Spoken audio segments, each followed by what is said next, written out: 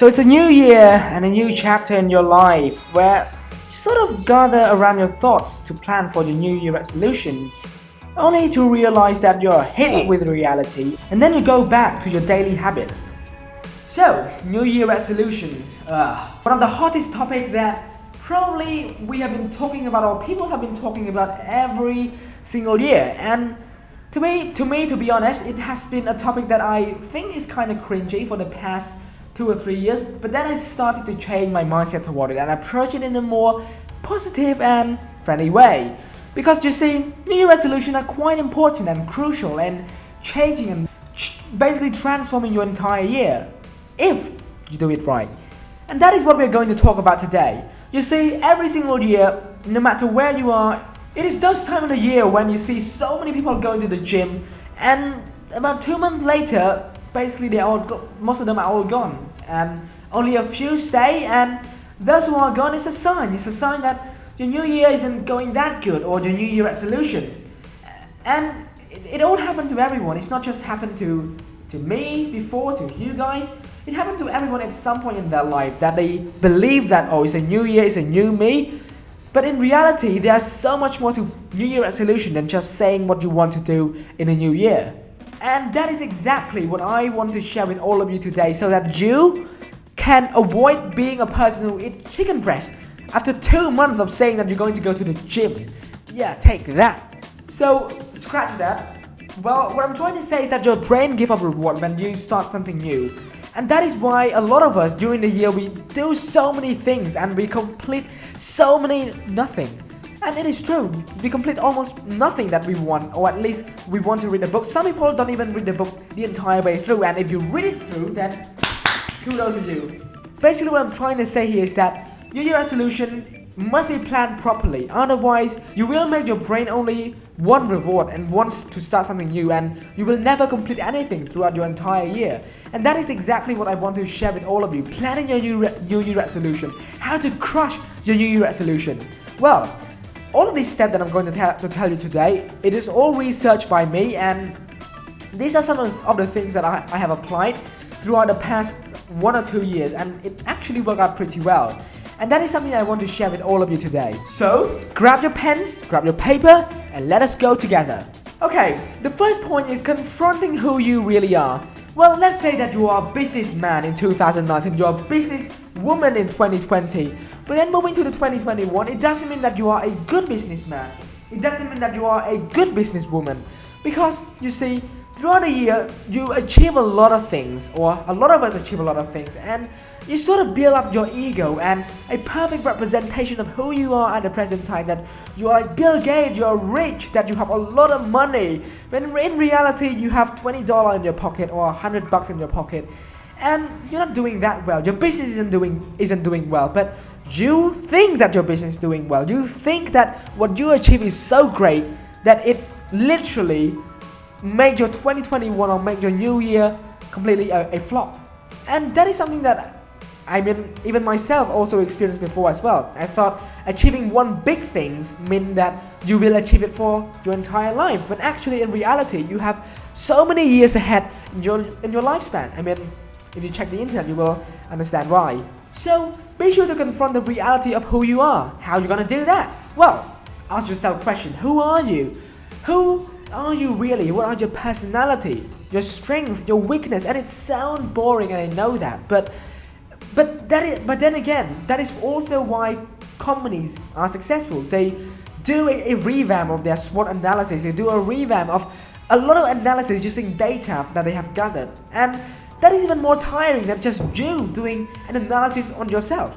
Am I right? That is what I'm trying to tell you. Confront who you really are. Know who you really are. Know your reality.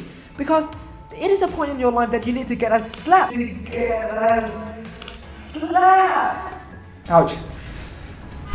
Where you need to get a slap to your cheek and to really understand that it's a time for you to improve. It's a time for you, or something like maybe you aren't as great after all.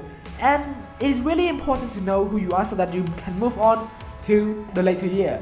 And speaking of moving on, that is the first point. And be sure to build an actual representation of yourself.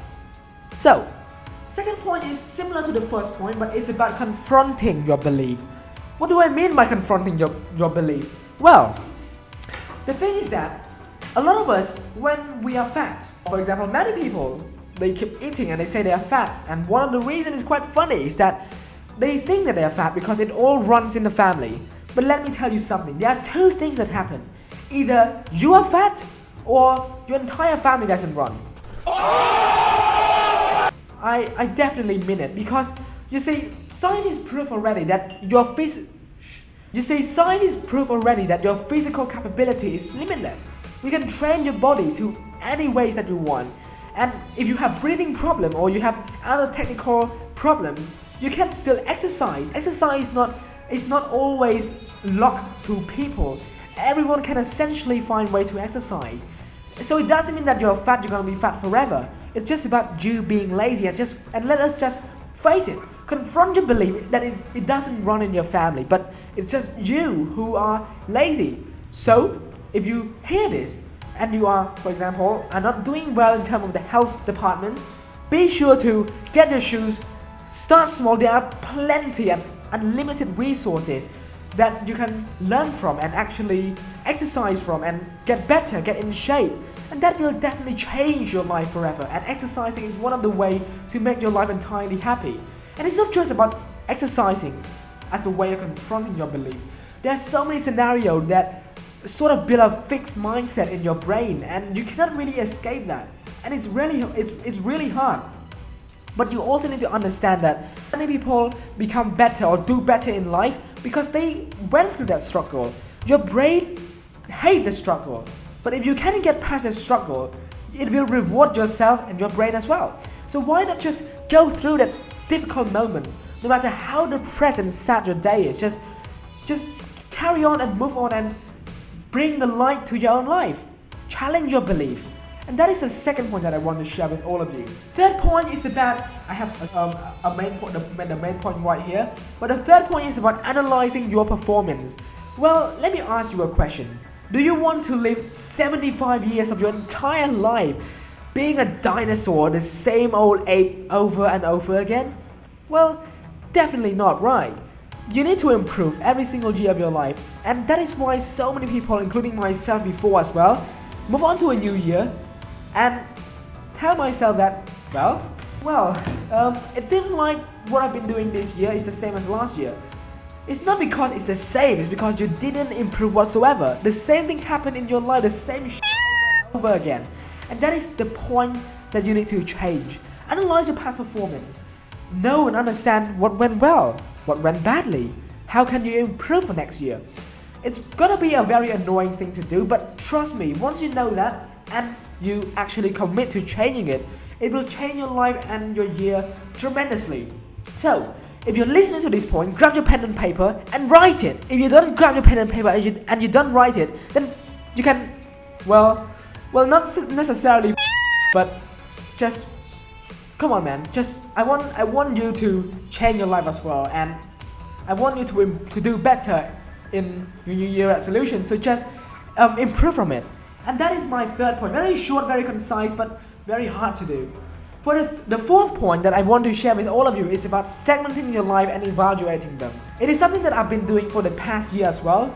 And to me, when I do research on life segmentation and what really counts as life, I have found 5 important elements, 5 important pillars that I really are engaged with. And I hope that you guys also can see the same thing and improve from that as well. So first point is about emotional, intellectual, physical, relationship, and finance. 5 pillars that you need to evaluate on. So by evaluating your emotion, you will find out whether you're happy or not, and basically a short reflection will already tell you how you're gonna plan for your new year. And then you move on to evaluating your intellectual, whether you're studying hard enough, your physical, whether you're exercising regularly enough, whether you are analyzing your relationship, whether you are good with your parents, with your friends, your loved one. And also, finally, your finance, whether you're doing well, whether you have enough money to feed your family, or to ensure that you are providing the right support for yourself and your family. So basically, it's very important to know the different aspects that you have in your life, and evaluating them and improving from that. And trust me, it will change your life forever, or change your year for the rest of your year forever. And it's definitely a very good point to plan on, to really evaluate on. So I've been quite hard on you for the past 4 points, but it is something that is very important to know that the new year isn't something to be taken lightly. It is something that is very serious, and that is why I want you guys to also plan the new year in a way that will be beneficial. So be sure to really commit to it. On to our fifth and final point is about only planning 5 goals that are outside of your comfort zone. Well, goal planning, whenever I think of new year, I always try to set a bunch of goals, and then at the end of the year I complete almost nothing. And it's because the way our brain works. It's really funny how our brain works. We, like I told you at the beginning, we love to sort of take on new things, start new action, and we really abandon bad things in the past. So the same for goal settings. You only need to set 5 goals that are outside of your comfort zone. Because if you try to set more than 5 goals, then throughout the entire year you will just hop on from one goal to another goal to another goal to another goal, and then at year end, that goal will be transferred to the later year and you achieve absolutely nothing. So how about the new year? Plan 5 goals, simple goal, and you use 365 days to actually accomplish it.